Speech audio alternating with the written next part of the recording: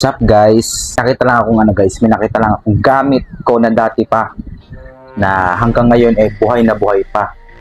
Tingnan nyo guys. Tadang! Angas daw. Buhay pa guys. Mantakan mo ilang years na to. 7 years? 7 years ganun guys. Ganun katagal. Ganun ko siya iningatan guys. 'Di ba? Nasira na nga lang siya kasi hindi ko na siya nagagamit kasi nga wala na akong time doon dati kasi nga may trabaho ako.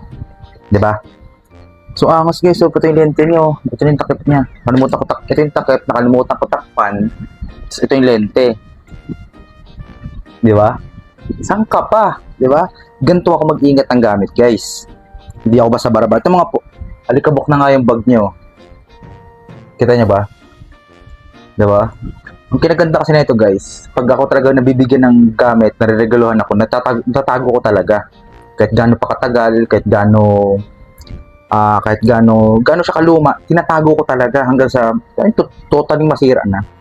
Kasi feel ko kasi kahit sira na siya, basta maayos pa tingnan, ayun wala pa siyang basag. Yung screen niya wala pang basag. Feel ko, maayos pa siya eh. Pagka ganon, alam mo yun, pag maingat ka sa isang gamit, kumbaga, may memories eh. Ito lens ko, medyo yung goma niya medyo lumuwag lang. Ayan kung kita nyo. Kung kita nyo, di ba? Kita nyo ba guys? Wala lang, na-appreciate ko lang yung pagiging alam mo yung pagiging maingat ko. Alam mo yung mga ganun. Natutuwa lang ako, sinakita ko ulit. Kasi patulog na ako eh. Tapos parang may nakita akong box. Wala, camera ko to ah. Wala lang, ang cute. Pustig lang. Bago pa siya, may strap pa siya. Mantakin nyo magkano strap magkano strap, magkano ang camera, kahit mga second hand yan, nasa magkano rin yan. Kaya pag gusto mong mag photoshoot, gusto mong isa ka mag-vlog, ito gamit ko kasi, cellphone na pang pinambablog ko eh. Ayun guys, maganda siya. Di ba?